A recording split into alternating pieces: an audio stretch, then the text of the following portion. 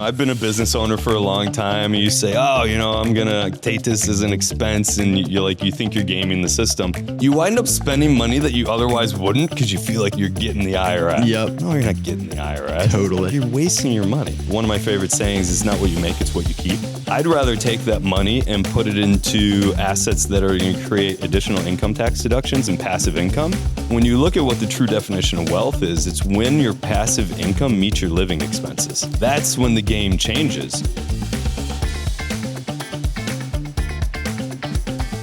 Welcome back to the POG Podcast. Today, for all my business owners who are struggling with things like taxes, investment strategies, this is going to be the podcast for you. I promise you, you're going to get a ton of knowledge today. We have Shaun Eck from Qantas Group here today. Shaun, thank you for coming on, man. Thanks for having me. Dude, this is very cool. I've sat with you and Jordan on multiple different occasions, and you guys have blown my mind when it comes to just tax strategies, everything like that. The core thing that I want to start on is, what do most business owners, this audience is mainly business owners, they're aspiring entrepreneurs. What do most business owners not understand about tax strategies that you guys at Qantas have figured out? I think the biggest thing is it's the foundational layer, which is their structure, their entities. It's interesting. It's kind of become cool on social media to talk about what entity type you should have. Or Instagram. I get the ads all the time. I'm like smack dab in the algorithm because this is what I talk about and what I read about every day. The biggest thing is really setting things up right. Yeah. And when you're dealing with, let's say, CPA or what we'll call like traditional sources of advice, they're going to tell you, well, you're making X amount of revenue. You should start out as an LLC partnership or an S Corp, or maybe you reach a certain level, you become a C Corp. And when we look at our businesses now, we're not coming in ground up, right? We like to joke around, half joke that when someone's meeting with us, like, congratulations, something went really well, right? Yeah. Because you have to have the raw material, which is profits, in order for us to be impactful in your professional and your personal life. Why is that? Just because of the expenses that go into restructuring or setting up something? No, it's actually not that expensive. Okay. It's the ability to redirect cash flows to different areas to be impactful. So, I started off saying that people say that entities is like an either or proposition. Entities, if structured correctly, should actually be more like investing from a diversification standpoint. Why not use the benefits of each individual entity in its own unique way and create kind of a mosaic structure, as opposed to just saying, I have to have one entity over the other? And that creates the framework for tax efficiency and also operational efficiency moving forward. So explain the idea, because I think most business, like I myself am a business owner, LLC, traditional LLC, you get your distributions, you get a 27%. Obviously in Florida, we don't have state tax, so that's nice, but 27% tax rate, and I'm just getting hit with that year after year after year. Why? It's kind of almost like the opposite of what you would think. Complexity actually breeds good results in the world of tax advantages. Why do you think that is? It's complexity with a purpose. Okay. We have a saying internally, we say complexity for the sake of complexity. Sometimes people create complexity just to confuse, what we call confuse and close. Oh, well, they're using a lot of big words. It's really confusing, but they sound like they know what they're doing, so I'm going to work with these guys. Yeah. Right? No. We like to create complexity with a purpose. And so the thing is, the reason why I say you have to have the raw material in terms of profits, let's say your operational business. Most people that we're going to meet, their operational business should probably be an S Corp because they're paying themselves out of that entity, right? A W-2 income. Yep. Now, what happens though is you get all of these profits over and above what you're paying yourself in like retained earnings, and all of that becomes a flow through to you at the personal level. You don't want that. So what we want to do is create a firewall between your profits and yourself, right? And so now you start to look at things like creating a C Corp and a management company to siphon off those economics or those profits out of the operating business into the management business or the management company.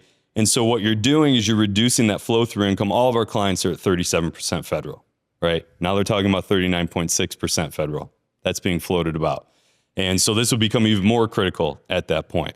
And so if you're at the 37%, but you can automatically create a positive tax arbitrage from 37% flow through to 21% corporate by draining those economics or a portion of those economics out of your operational business into your C Corp management company, you're saving money right off the bat. What's the, so could you explain the difference between like an S Corp and a C Corp for those that don't quite understand? Well, so C Corp, obviously they're both corporations and both could be a derivative of an LLC. But from a tax standpoint, an S Corp is a flow through entity. So all of your profits are going to flow through to you as the business owner at the personal level. Okay. Now at the C Corp level, your economics are all happening at the corporate level. They don't flow through to you personally. And so if I'm paying a 21% corporate tax rate, that's at my C Corp. Nothing's flowing through to me until I personally take a distribution from that entity. Then I get taxed personally. And so that's why I say it creates a firewall. It allows us to time income. It allows us to do some really unique things in terms of planning to even exit those retained earnings out of the C Corp without what's called double taxation. That makes total sense. Do you use the C Corp as also a vessel to do things like buy real estate assets, what can you do in that C Corp that can help with that specifically? This is the fun stuff. Yeah. This is where it gets really fun. So we have two different pathways we like to pursue once the funds get into the C Corp. The first is to keep them as retained earnings. A portion of those funds is retained earnings. And that's going to accomplish a couple things. One is it's going to leave money in the business to reinvest back into the business, right? And you've captured that positive tax arbitrage. And that is now not going to be 37%. That's right. It was taxed at 21. Okay, so that makes total sense. So that's still money that you can, because that's what most business owners will say. We're one of them. We're like, hey, let's get as much of this cash out of this company as possible, because when tax day comes, we're going to get taxed a pretty penny on that. So that's right. Continue. That's right. And so the other thing that we like to do for clients where this fits is create a family management company inside of the C Corp. So what we're going to do, and this gets into, our backgrounds on, tax and investing and structure, specifically Jordan. This is Jordan's area of expertise. Unfortunately, he couldn't be here today. But what we'll do is we'll create what we call a tax-free wrapper inside of the C Corp to make tax inefficient investments. So that could be things with explosive growth opportunities. It could be other businesses. It could be private equity, private credit, it could be stocks, bonds, whatever it is that you want to own in there. And ideally, we're earmarking that capital for intergenerational wealth transfer. Gotcha. And so remember, this is not your operational business. This is your management service organization. So this is yours to do with what you wish. It's completely separate from your employees and everything else. And so it gives us a lot more customization in terms of what we do in terms of planning and asset protection and areas like that as well. I actually want to take a step back. So we've talked about what Qantas has done. What brought you to Qantas? I started this idea. What was your background? Things like that. Yeah. So the superhero origin story, and ironically, like Clark Kent right now too. That's funny enough. Ironically, when Jordan and I met and we had this idea, our working title, so to speak, was the Avengers of Wealth Management. I love that. And because what we wanted to do is we wanted to take really unique abilities and put them together under one roof to just drive value beyond what the traditional financial institutions do, what I call the old white rich dead guy banks. Mm-hmm. And so, with that being said, my background going way back, I spent my 20s raising capital for real estate developers. My largest client was a Russian oil company doing development up and down the Western US, worked with a group of retired NFL players. But the wealth management space always intrigued me. Made the transition about 17 years ago. Worked for, 2 Wall Street banks in the middle, built and sold my own independent firm to a former partner. But my primary focus was estate planning, leveraging life insurance structures, but also investment management, specifically in public markets. And so those two things have really colored my perspective in the industry. And so when I was at one of those Wall Street banks, I was really just like disenchanted with the products available on the platform. So I decided to build my own. And I went out and hired a third-party research firm that historically supported hedge funds and institutional analysts. And so built my own model in conjunction with them and made some tweaks. Did incredibly well. I was beating the S&P 500 by over 4% a year. Wow. Over a pretty long-term time horizon. But what I recognized was, because I had a lot of turnover. So like on a quarterly basis, I would have a position in my model, and it was concentrated, 25 to 30 individual positions. On a quarterly basis, I would do what I would call my rotation, and I would have a position that had a 25 to a 50% gain. And I would sell it. Now, if you're tax-free or tax-deferred, that's great. It doesn't bother you. But if you're a taxable client of mine at that time, you're feeling that tax drag, right? And so I'm looking at this going, all right, there's got to be a better way to do this. And the answer was, it's not in the traditional financial institutions. And so I wound up taking my investment model, taking my knowledge in estate planning, going off on my own. And when I left, I actually stumbled upon this opportunity to go work for a family office for a business that was based out of Miami. So I had my firm that eventually became the Qantas Group. And I was literally flying around the world talking to family offices, talking to them about a lot of the things that we do for people today. And one of the areas that we were focused on was, I spent quite a bit of time in the Middle East, in Dubai and Abu Dhabi. And out in the Middle East, they're starting to adopt a lot of our practices in estate planning that we've been practicing here in the United States forever, that are new out to them, because taxes are a new concept to them. Like out in Dubai, for instance, they didn't pay tax. Really? They just recently instituted, I think it was a corporate income tax rate. I'm not 100% sure. Look, I think it's like 4 or 9% or something like that. Like, it's laughable to us, but they're starting to head in that direction. And so they're looking at what we're doing and looking to, mimic the infrastructure that we've built on a family basis to protect and grow our wealth, and also transition our wealth to the next generation. And so while I was traveling around the world, a little closer to home, I was in LA speaking at an event, and that's when I met Jordan. And someone said, hey, the two of you guys need to meet.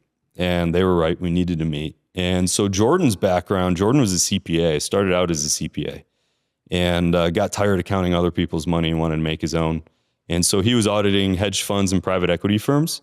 So he went to work in the hedge fund space for about a decade, wound up moving from New York to LA, and built over $1 billion distressed real estate portfolio for a family office over a period of about 3 years during the financial crisis. Wow. And then went and spent 11 years working at Guggenheim Partners next to Scott Minerd, their former CIO, as their head of special projects. So Jordan did everything from structuring deals to due diligence to creating structured products and doing institutional tax wrappers for both the executives of the firm in addition to their very wealthy clients. And the core job, though, was he was managing about $150 billion for life insurance companies. Oh, man. Yeah. So he has an incredibly diverse background. So when you take both of our backgrounds, you merge them together, like, we're really dangerous in a good way, in a unique way, to our clients, to help position them to take this incredible asset that they've built in terms of their business, and again, increase operational and tax efficiency, and then to build wealth beyond the business in an incredible tax efficient manner. Most business owners really don't most of them spend all their years focused on building their thing, building their business, and don't ever really take time to think about the things that your guys are talking about. So you guys have fit a market where when you meet these business owners, where are they usually at? Like, are they just when does the pain start to hit them? They're feeling the pain. Okay. Yeah, they're feeling the pain. They don't know where to go. What they've done is they've exhausted the bounds of traditional advice. Whether it's their CPA, their financial advisor, whoever it is, they've hit the ceiling. Not to interrupt you. So we just had a tax consultation the other week. Mm-hmm. We're not, you guys at Qantas Group like to work with people over $1 million in profit per year, mm-hmm. roughly. Because when you're earlier on, you can create tax efficiency through multiple different ways, whether it be running some personal expenses through the business to try to offset how much you get paid or whatever. But you get to a certain point and you can't really spend that money. And also what happens to you actually like retaining some of that money without getting taxed 37%. So what is the biggest transition between that like pre-million a year in profit to post-million a year in profit? Like from a tax strategy. Yeah. It's really a paradigm shift. Okay. So when you talk about like taking personal expenses, that's like a low sum game, right? Yeah. And so when we're done with somebody, they're going to laugh at the thought of doing things like that, right? Yeah. Now, it's cute. Like, I've been a business owner for a long time, and you say, oh, I'm going to take this as an expense, and you think you're gaming the system. You're still spending the money. Yeah. Right? Yeah. And that's the thing is like, you wind up spending money that you otherwise wouldn't because you feel like you're getting the IRS. Yep. No, you're not getting the IRS. Totally. Like, you're wasting your money. Yep. And so when you look at things and why we create structure first and everything else comes after that, is because you said the word, it's retain, right? One of my favorite sayings is not what you make, it's what you keep. Mm-hmm. And so I don't want to, I don't want 4 G-Wagons because, I got my depreciation on my G-Wagon and I've got, a different color for every day of the week. That's great. You saved a lot on taxes, but you own these ridiculous assets. Yeah. Right? I'd rather take that money and put it into assets that are going to create additional income tax deductions and passive income. And so when you look at what the true definition of wealth is, it's when your passive income meets your living expenses. Yeah. Right? That's when the game changes. And so that's where we want our business clients, our business owners to start thinking beyond the business and thinking about your investment portfolio as a business in addition to your operating business. And then your operating business just becomes the feeder into creating those other things. Mm-hmm.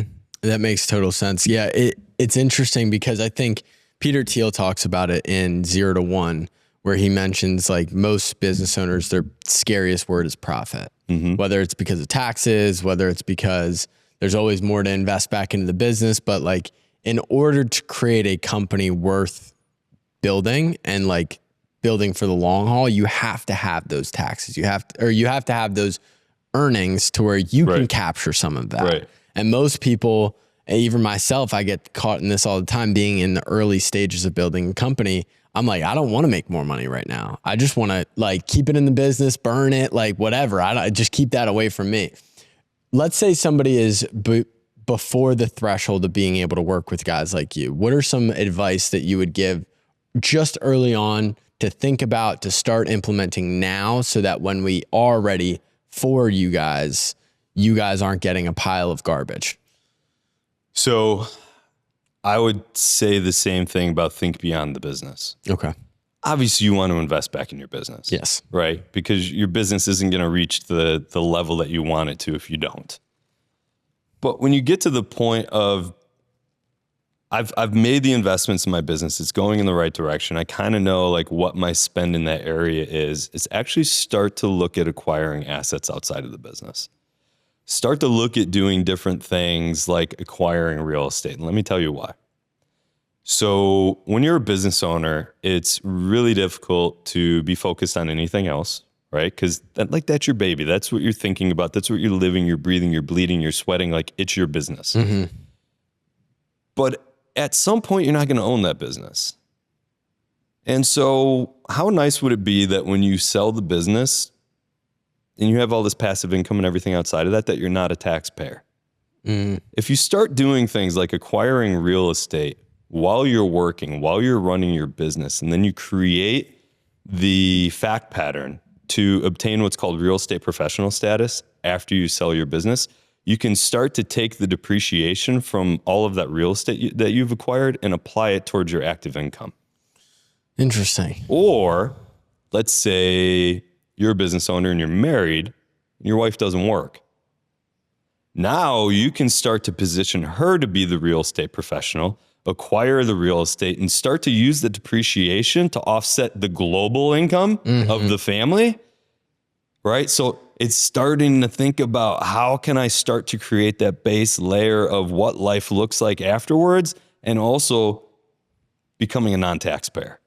Interesting. With all the business owners that you talk to, because a lot of people that listen to the show, they're aspiring. They want to be at the level. Hearing $1 million in profit for a lot of the people listening, most businesses don't cross $1 million a year revenue. 5% of all businesses do. So you're working with the 0.001%. What is the common thread that you've seen through most of those people, depending on, not industry based, just like mindset, kind of drive factor? Like, what have you seen most commonly? Man, I go back to, as I shared with you, I was raising capital for developers in my 20s. Yeah. Like, the most successful guys rarely are the smartest guys. Yeah. It's almost like, I'm a sports guy, and the podcaster Bill Simmons, I don't know if you know him. Yeah. I've been listening Bill to him Simmons, forever. man. And he always talks about irrational confidence guys, like guys who go out and just start chucking up shots. Yep. And they're like, they believe every shot's going in. Yeah. You have to be an irrational confidence guy. Yeah. You really do. So you nailed it, like mindset. Success is all about mindset. Like if you can figure out like the fundamentals of your business and just push and take risks. Like, one of the things that Jordan and I and has led to our success together, I mean, we had success before we came together, but what's led to success together is like a lack of fear of failure and the willingness to fail fast. Right? There's no failure, there's learning. Mm-hmm. And so when I look at our trajectory, we failed a lot. Mm-hmm. But it was like, okay, that didn't work, but there's something here. So let's twist this a little bit. And then you have a little bit more success. Okay. But now I see opportunity, and then you keep like turning the dial. Yep. And that's what success is about. What do you think keeps, because I understand exactly what you're saying. What keeps that idea of like being okay with failure and then being able to get right back on the horse? Because some people get kicked in the teeth. They go through, they don't have that irrational confidence. They're just like, well, now I suck. And now everything I do sucks. Like, how have you built a little bit of like a casing around your mindset to be able to push through those moments of like lesson that closely resembles falling on your ass? I guess Jordan and I cheated in a way because we had financial success before we got into this. Yeah. And so we could just keep pumping money into it until we found success. But we also know what worked previously in our lives. Now we've gotten into this whole social media marketing thing though, which it's been a wild ride. Yeah. Jordan joked for a long time. He's like, now that we've become sleazy social media marketers, and it's absolute joking. Like that's meet people where they are, right? Yeah. That's where they are. So that's where we're going. But with that being said, like we had the ability to know that we're good. Jordan and I came into this, both of us not needing to work. We do this because we love it. We really do. Like, our clients see how engaged we are. Like, we are on top of things. We're very proactive, and they're almost shocked. It's like we truly like to underpromise and overdeliver, and our underpromise is pretty high. Yeah. And so to overdeliver based on our underpromise is meaningful. But with that being said, we came at this with previous success, so I think it's a little easier. Now, I go back to many years ago when I first went off on my own. And I got into what I was doing in real estate. I didn't have any kids. I was married at the time. My ex-wife now worked in tech. She made okay money. Like, I had no perception of risk at that point. Mm-hmm. You kind of don't know what you don't know. Yeah. I know that. And it's like, so I just forged ahead and I figured it out. And one thing led to the next, led to the next, led to the next. And so getting started early when you don't have those highly leveraged situations like family, I think is incredibly critical to get the risk taking out and to prove things out. But with that being said, like not everybody has that luxury. What's the runway in your mind? Like how long from starting off on your own to reaching the catalyst of like true success did it take? It's highly dependent. For yourself personally? For myself, how long did it take? Yeah. Man, probably about a year and a half. That's crazy. Yeah. That's insane. What was that moment like? Like if you can't get into details, I understand, but like I went from making like $30,000 a year to making that in a month in the span of like 12 months. Holy smokes. And it was one of those things where it happened so fast I didn't really recognize it. And my ex-wife one day looked in the bank account and she saw how much money was in there. And usually when you have that uncomfortable conversation, like it's the other way around, we have no money. And she's like, where did all of this come from? And I was just like, I really wasn't paying attention. I was just focused on the thing. Yeah. Moving forward. And I was like, oh yeah, I guess that did happen, didn't it? Yeah. And so that's always been kind of my story, is I've been able to, find an opportunity, and based on either just being incredibly stubborn or inventive or whatever it is, to be able to capitalize on the opportunity quickly.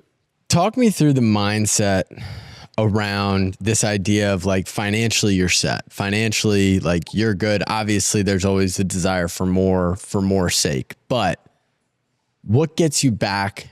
Like what is driving that passion to continue to drive forward, to start the next business, to take the risk, to do this thing, which is totally unproven? Like why now? Why did you make that decision? Like, I'm just interested for people listening that aren't there. No, it's a great question.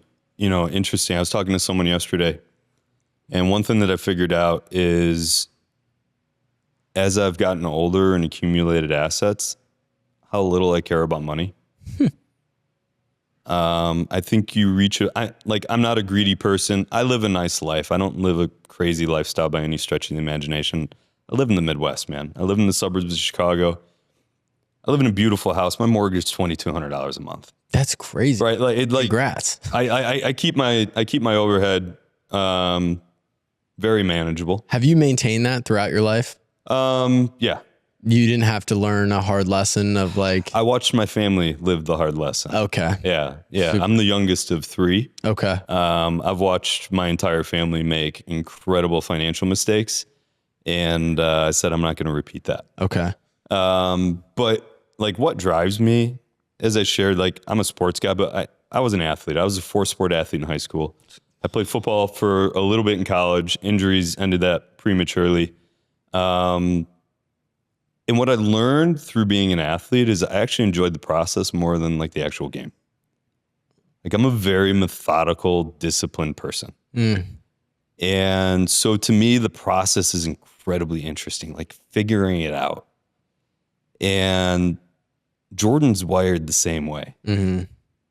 The money to me, like going back to the perspective of an athlete, money is just a way of keeping score of the game of life. Yeah. That's it. Are you winning or are you losing? Totally.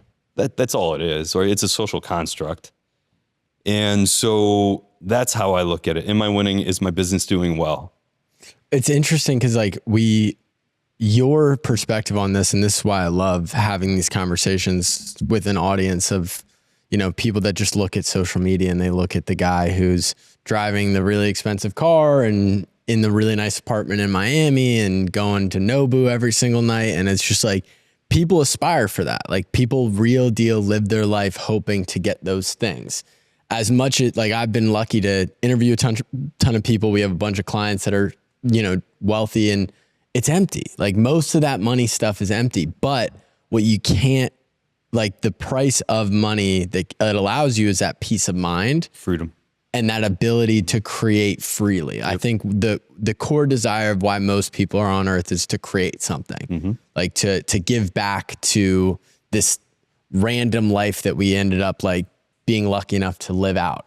And I think the idea of giving back in the sense of just creating something that's worthwhile, you've created something that saves and makes a lot of people that wouldn't have otherwise found you guys a lot of money. And it's like that's gratifying. There's a give back there that isn't on the financial sheet. I'm interested, what is worth the money from your experience versus what is not worth the money? Like from like my own money? Yeah. Just buying shit. Experiences. Okay. Yeah. Look, and I have a very nice house. I put a lot of money down. But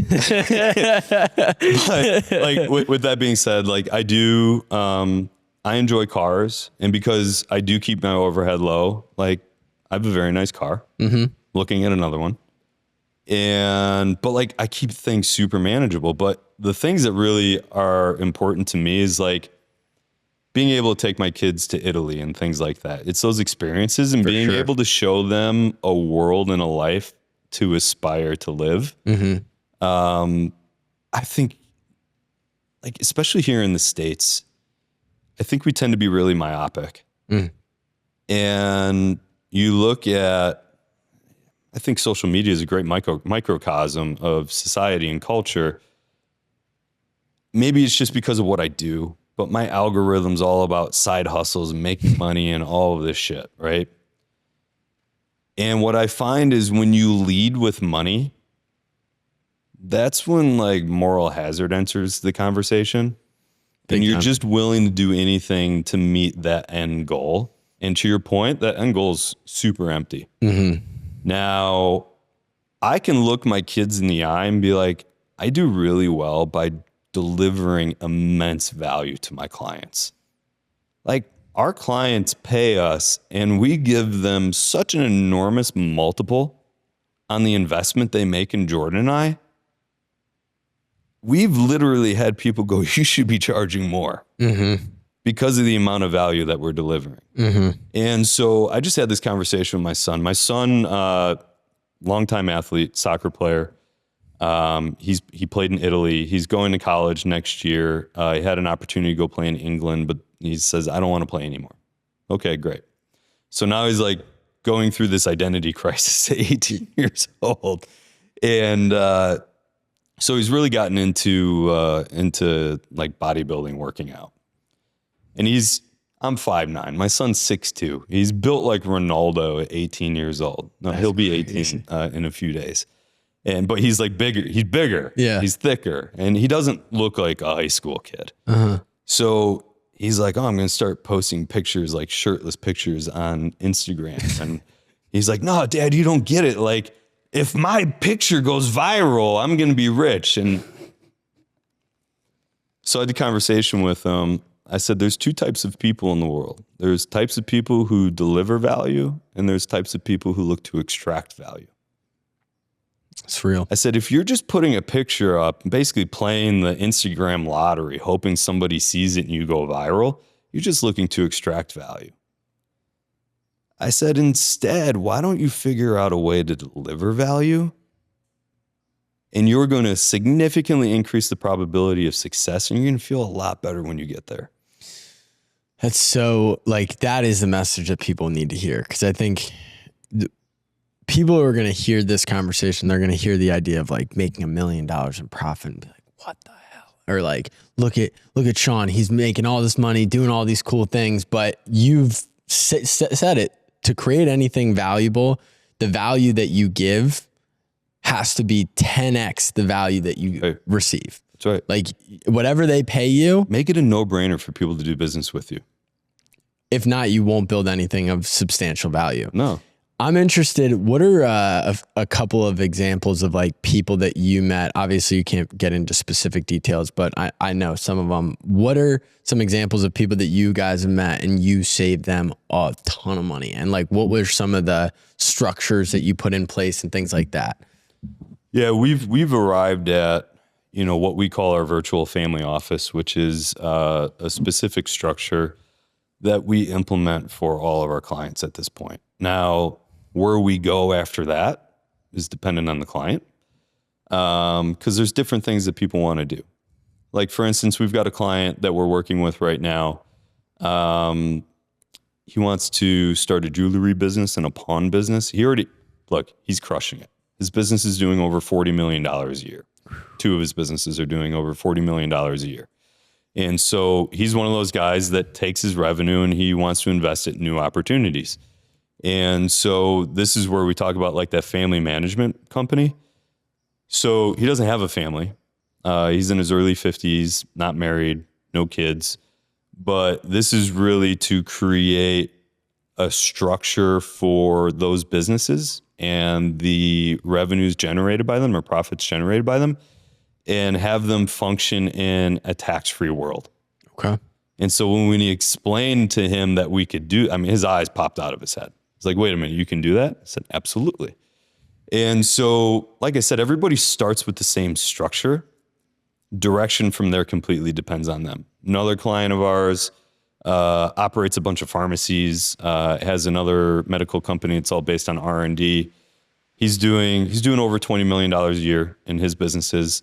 He personally made $6.5 million last year. Holy smokes. Yeah, crushing it. And the guy, he's like the Terminator, man. I mean, he's just like so focused on his businesses. Yeah. And it's funny because you talk about like the people in Miami and driving the cars and having the apartments and doing all of that. Like, these guys aren't doing that shit. Nope. It's not even a thought. It's how can I invest back in my business to make everything that I'm doing bigger and better? And it's not even like about personal wealth at that point. You're just playing the game. It's that personal. I've realized this recently, and obviously I am aspiring to be at that next level. Like I'm continuing, and sometimes you can get stuck in this sense of like always trying to chase the rabbit. Mm-hmm. Like in terms of like, well, I'm not here, so like, what do I need to do to get there? And the more people I've talked to, the more people have kind of shooken me up and realized like the whole idea of the game is you stay in it long enough till you win. And then once you win, you just keep playing it because you know nothing different. So like like some people talk to me and they're what else are you going to do? That's what I'm saying. Like some people talk to me and they're like, how do you enjoy just being stressed out of your mind constantly or just like getting kicked in the teeth every single day? And like, there are days when I'm like, God, this is hard. It's better than being bored. Well, there's this idea that I've started to kind of dwell on recently of this idea of the void. And I think, when you were probably younger, the void was there was much less optionality in terms of how to fill it. Like you didn't have social media. No. You didn't have all this garbage to just, all the processed food in the world. Like you have all the people decide what they want to do with the void. What I believe is like the desire of the most high ROI of filling the void is like personal development, and nothing allows you to develop yourself faster than putting yourself into a business where other people have to rely on you. So like you are the bottleneck to them reaching their dreams. Dude, yes. The first time I created a job, that was a really cool feeling. Yeah. An incredibly cool feeling. You're like, wait a minute, like I'm putting food on someone's table. Also terrifying. Because when you think about when you start a business, it's a concept, mm-hmm. right? It's an idea, and then you start talking about the idea, and then you start executing on the idea, and then eventually it becomes a thing. Like it's one thing to go and start an LLC or an S Corp or whatever. Yeah. Okay. Like yes, I have a business. But then when you're actually delivering product and you have payroll and it is such an incredibly gratifying experience. And the main things that Jordan and I talk about is like, how can we buy back our time? Mm-hmm. And how do you buy back your time? It's by bringing on employees or contractors or whoever. Mm-hmm. And so we're taking this idea that was the Avengers of Wealth Management that merged and became the Qantas Group. And then we became social media marketers, and like we just hired a guy, to run our internal marketing. Interesting. So each step of the process creates additional opportunity for other people. And at the top, Jordan and I are just the people who have the ideas. Mm-hmm. And granted, it's all built on our intellectual property. Yeah. But then we need to rely on other people to deliver the value that we have between our 2 ears and to make it real and tangible to our clients. And doing it on a repeated basis. I think most people that are solopreneurs, they get stuck in the idea of like, oh, I'm the only one that could do this. Especially hearing you and Jordan talk, you guys are so high level. I'm like, I don't even know how you get this to other people. Like, how can you delineate some of this stuff down? How have you been able to teach people your guys' structure? That's one of the things about what we do. So back in the day when I worked for the Wall Street banks, and they would tell you, like, get your elevator pitch. Mm-hmm. Like when someone asks you what you do. And so then they would have us practice it. So our sales managers, like, so someone asks you what you do, what do you tell them? I said, I tell them I'm a translator. He gives me this puzzled look. He's like, all right, I'll bite. He goes, what language do you translate? I said, finance. And he was just like you saw the light bulb go off. He's like, this guy's not nearly as dumb as I thought he was. I'm interested going more towards like what's happening in the world now. So it's April 8th, 2024. We are in what is looked at as like the sky is falling market in the stock market. Tariffs are through the roof. How does, like, when this stuff starts to happen, how does it change the way that you inform your clients? Does it change it, or is it still like, are you guys kind of like, you guys are dissociated between what's happening in the outside world and what's happening inside Qantas Group? We're never disassociated because times like this create fear. Mm-hmm. Whether that fear is rational or not is a totally different conversation. Do you think it is? 60-40 no. Yeah. I don't. I also have the benefit of understanding all the inner mechanics of what's happening. I think the administration's done a really poor job of communicating what they're doing.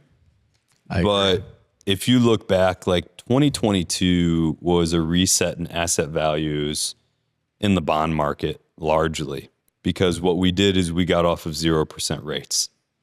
And that creates turmoil or volatility in the stock market. And that was a year where the 60-40 portfolio, 60% stocks, 40% bonds, had the worst performance in over 40 years. I think the 60-40 was down like 17%.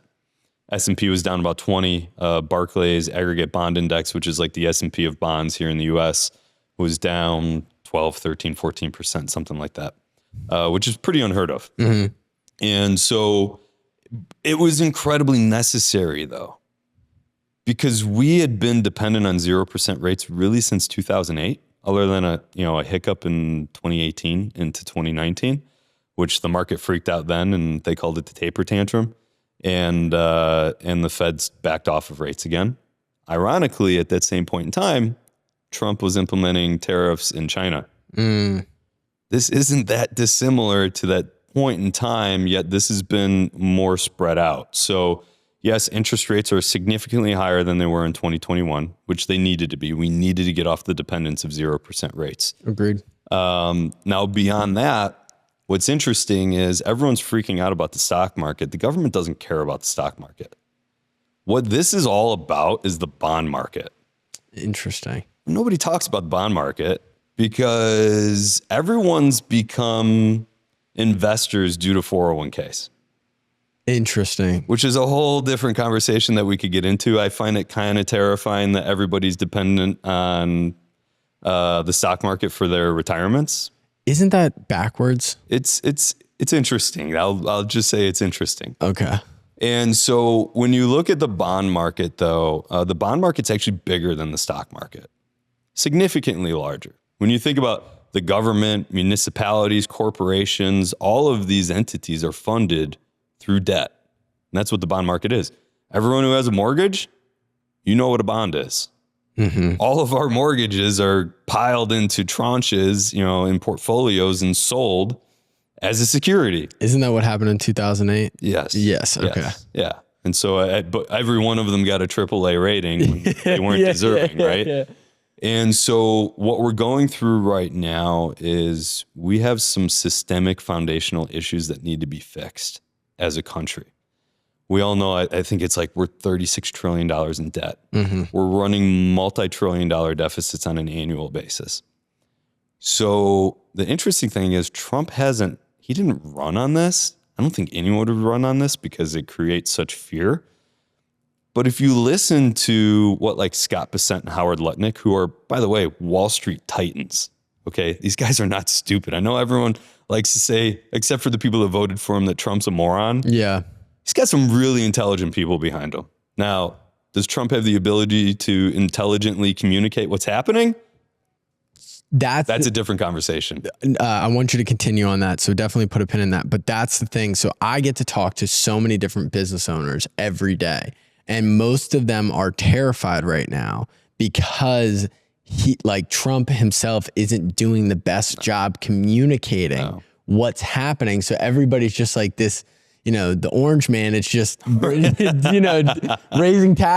doing tariffs and just kind of flying by the seat of his pants. But at least the McKinley infrastructure, at least what they're trying to, President McKinley, the structure that they're trying to duplicate from, I think it was like 1813 to 1913, like that phase of America.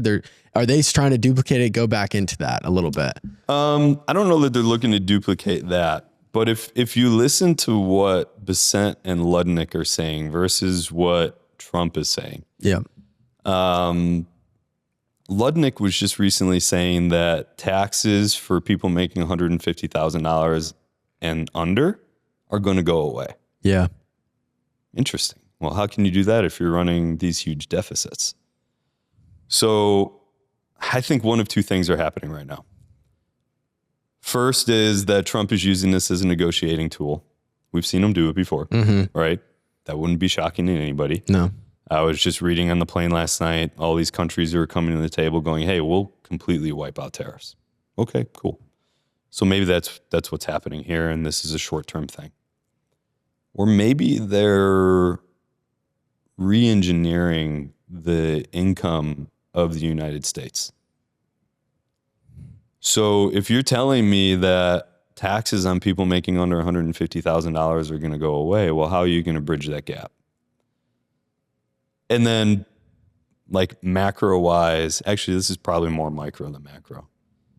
If you also look what's happening, the fear that's being created is pushing down the yields of treasury bonds. Okay, so let's get in the weeds a little bit on the yield curve. Mm-hmm. So you go from short-term bonds to long-term bonds, right? You go 3-month treasury to a 30-year treasury. And the Fed can not manipulate, but they can literally change the front end of the yield curve. So let's say from 3 months to 2 years, when the Fed lowers the Fed funds rate, that directly impacts the short end of the yield curve. Okay. And then capital markets drive, let's say 7-year treasuries to 30-year treasuries. That's supply and demand, just raw capitalism. Okay. So what's happening right now is Trump can't force the Fed to lower rates. Scott Bessent even said, he goes, don't look at the Fed funds rate. Look at the 10-year. Mm-hmm. All right. So what's happened is with all of this, the 10-year has gone from like 4.5% to 3.9. I did see that. Yeah. That's a big move in the period of a handful of days. Yeah. And so why is that important? Well, we have $9 trillion in debt that needs to be refinanced this year. So would you rather refinance that at 5% or say 3.5%? Interesting. So if they have the ability to refinance that on the longer end of the yield curve as opposed to the shorter end, then we're locking in cost certainty at a lower interest rate. And so what they're looking to do is to drive down the cost of the existing debt and future debt that we need to raise. They're looking at increasing income in the form of tariffs. Yep. Right. And then looking to lessen the burden on middle-class America by eliminating taxes at $150,000 and lower. This is a total reset of the system. Yeah. Which is necessary. I just wish we had someone at the helm who could communicate this, whose bronzer hasn't soaked into his brains and affected his impact to communicate. But it's really interesting to see what's happening. And so while other people are fearful, I'm curious. Yeah. Because something big is happening here. Do you think we're set up for, at least in the interim or in the immediate, a bit of a financial winter? Possibly. Yeah. Possibly. Yeah, they say you need to break some eggs and make an omelet. Mm-hmm. The government isn't concerned about the stock market. Nope. The stock market wasn't exactly cheap. Still isn't cheap, even after pulling back 11%. Yeah. Whatever it's been over the last handful of days. Wiped out like the last year of like liquidity. Yeah. Wiped out about the last year of gains, but people have still done phenomenally. Yeah. Right. Here's the thing. The stock market doesn't like uncertainty because you can't make a decision in uncertain times. Even if it's bad news, if there's certainty, I can make a decision. And so what happens is the investing public, most likely institutions, are going to say, you know what, I'm going to take my ball and go home. I'm going to allocate my capital elsewhere until we can figure out what exactly is happening here. Interesting. All right. So a couple more questions before we let you go. When you look at high income earners and high income business owners, what is, and we kind of touched on it a little bit, so forgive me, but simply put, what can they do to lower their tax bill right now? It's a loaded question. Are you a business owner or are you business owner? Oh, business owners. Okay. Hire us. Yes. That would be the first step. Hire Qantas Group. But understanding structure is the most critical thing up front. And then understanding structure and having the right structure is going to color all of your decisions moving forward in terms of how you allocate capital. Okay. Interesting. Quick point, because we touched on it on a previous filming. With Doge, they just basically fired like the entire IRS, or not obviously the entire IRS, but they fired a lot of people at the IRS. What is the ripple effect of that specifically? I know Jordan had a point with AI and like how that all interacts, but like, what is your immediate assumption? Like, are those people making less than $150,000 a year now able to just be like, oh, I don't have to pay? Or like, what do you think the immediate kind of ripple effect of that huge layoff is going to be? I would never make the assumption that someone's asleep at the wheel. Because the upside is minimal compared to the downside. Yep. Right. That's an asymmetrical trade that I don't want to be a part of. So I say it's business as usual. And when I say it's business as usual, the unique thing about what we do is we're going to make you more compliant than what you already were. What people don't understand is like those little things like home office deductions and writing off your vacations, and that's what gets you nailed by the IRS. Interesting.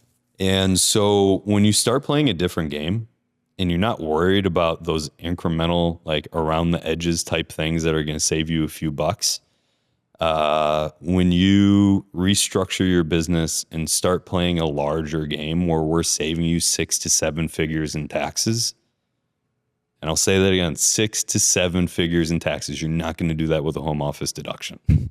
Okay? Yeah. What we're also doing at the same time is we're creating the legal infrastructure to make everything compliant with the IRS.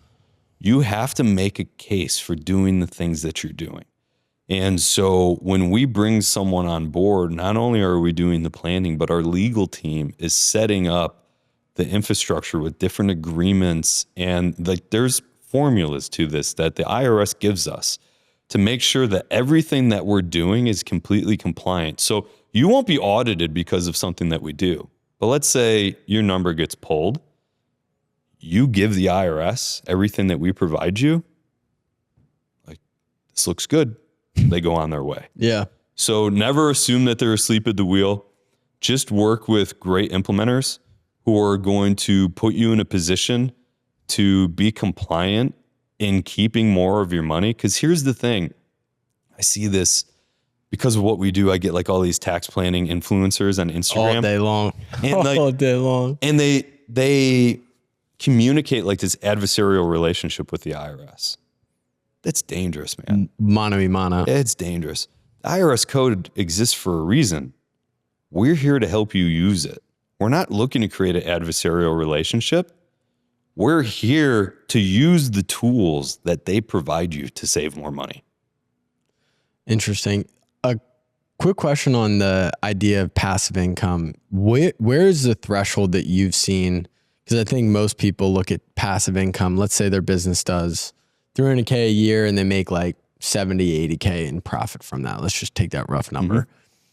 That's at least what you've explained to me. That's not the time to start looking at passive income most of the time. Like, not really. Like you're kind of living hand to mouth at that point. Exactly. Yeah. So what is that threshold, and what in your mind is the best, like, if there is a best passive income generator? Is it real estate? Is it buying businesses in your same industry? Like, over all the experience that you've seen, what is kind of the best tricks of the trade in that world? And what's the threshold to start that? So for the threshold, that depends on the person. And this is something that you and I have talked about before. Don't scale your lifestyle with your income. Mm-hmm. Right? So this is talking about my personal income earlier. Like, I have the freedom and flexibility to pretty much do whatever I want because I've kept my lifestyle at a certain level. Right? And so even if you're making 70 to 80,000, there are people making 70 to 80,000 who have the ability to invest because they're living the lifestyle of someone making 40. Yeah. I don't know how to do that, but some people do, right? And so it's highly dependent. So what I would say is, if it's something that you aspire to do, don't think about like, when I hit X amount of money in profit that I'm going to start investing. Start thinking about what your lifestyle looks like and what you can give up there, or at least maintain if your expenses are already low, as you scale your business up, and have that raw material or the dry powder to turn around and invest into other opportunities to create that passive income. Do you think I think about this all the time in my life, like, cause I keep my expenses super low. Like, I'm driving the same car that I've driven for like 7 years, like probably won't get out of it. Rent's $400 a month. Like, I keep all that stuff as low as possible because of that. Is buying a house as your first asset, like, just at least from a business owner that's trying to build this, generational wealth vehicle that we're talking about, is that kind of, are we missing the mark on that? Like, is that not supposed to be the first thing that we kind of think of, like, oh, I'm working so that I can put a down payment on a house and whatever, in your opinion? No. Okay. No, it's not the direction I would go in. Interesting. Knowing what I know. If I was going to buy real estate, it would be rental real estate. Mm-hmm. Even if you don't want to be the landlord and you want to participate in syndications or whatever the case may be, it's not residential real estate. Now, with that being said, residential real estate is my favorite asset class, but as a rental. Not as a residence. Because here's the thing, you always need a roof over your head. Okay, great. I have all this equity in my house and it looks good on my personal financial statement, but am I going to use it? Like, Jordan and I have been looking at making an allocation that we're going to do what's called a carry trade, meaning that we're going to use some borrowed capital to make the investment, and we're able to borrow at X and we're generating income at multiple times of what our cost of capital is. Yep. And I had the passing thought, I'm like, do I put a home equity line of credit on my house? But I never want to expose my personal residence. Okay. That makes total sense. Yeah. Like, no HELOC, no, none of that. No. Yeah. So again, passing thought, but yeah, I've got all of this equity in my house, but I'm not going to use it. Yeah. It's kind of a dead asset. It looks nice, right? My backdrop on my Zoom calls looks great. It does. It's very cool. But beyond that, like, you know, it's all sentimental value. It's a nice place for my kids to live, great school system, all that. But for someone who's just starting out, I would say rent and invest. That's really, really good advice. That's really good advice, because that's literally the question that I have. It's like, do I want to work and invest, like save money to then just, because I'm a anti-debt guy, and this will be the last thing before we wrap. I'm an anti-debt guy. I'm not really I never had a credit card, never will. Like, I don't really, it's not like I'm worried about like getting a car loan or whatever. I can get somebody to co-sign or whatever. But when it comes to the idea of like purchasing a house, something in my bones just hates the idea of taking everything that I've saved up, throwing it into a house that I now live in, and then still being on the hook for a mortgage payment month after month after month. And then all that money that I just invested in, when I know if I took that investment and put it into something that I had more of a control over, whether it's my business or like real estate, what you're talking about, which I have a general understanding over, or even purchasing another business that I'm not the operator of, all these things I know I have a higher yield, like I can make more money off of versus just throwing it into a house. My question to you is, are you debt averse or are you debt friendly? I'm not debt averse. There's good debt and there's bad debt. What's good debt? Mortgage debt. Okay. Yeah. Mortgage debt's good debt. Now you bring up a different part though, is like big picture getting back on housing. What we're heading towards as a country is what I call Europe 2.0. Okay. Because especially here in Naples, right? This is one of the wealthiest zip codes in the country. Might be the wealthiest zip code in the country. Yeah. So to buy a house here is an incredible expense. Yep. And it's out of reach for most people. And that's happening in markets across the country. And so when you look at Europe, real estate ownership tends to be concentrated at the ultra high net worth, right? And then they have a huge renter class. That's what's happening here. I mean, you hear people talking about, oh, BlackRock's buying all houses. Have they bought a lot of houses? Yes. Are there other companies doing that? Absolutely. Yep. And I would invest with them, by the way. Yeah. I think it's a great trade. Yeah. We're short like over 4 million homes. Yeah. There's a lot of what they call NIMBYism, not in my backyard. Yeah. And so I don't want you to build new homes by my house. You devalue my house. Now I don't have like this exclusive feeling that I live here. Now you can too. Yeah. And so when you look at that, we need to start thinking differently about what the American dream is. And so I think one of the good offshoots of like this hustle culture on social media is people now talking about owning businesses and things like that and the importance of cash flow. Yeah. Because a home does not generate cash flow. Before the last handful of years, and again, this is market dependent, but homes have typically appreciated at the pace of inflation. They weren't an investment. It was a forced savings vehicle. It was like putting money in your savings account. And then at the end, when you sold it, you had all of this money in it. Yeah. Right? And so now it's like, well, where's my money better allocated? It's generating cash flow. So do I want to invest in real estate? Sure, but not my primary residence for a lot of people. Or do I want to go buy a business? Here's the thing. You could go buy a condo here in Naples. I don't know, it might run you $400,000 or $500,000. You're never going to sell that condo for $10 million. Never. But what if you took that money that would have gone towards your down payment, put it in your business, and you're able to sell your business for $10 million, and it supported your lifestyle up until the point that you sold it?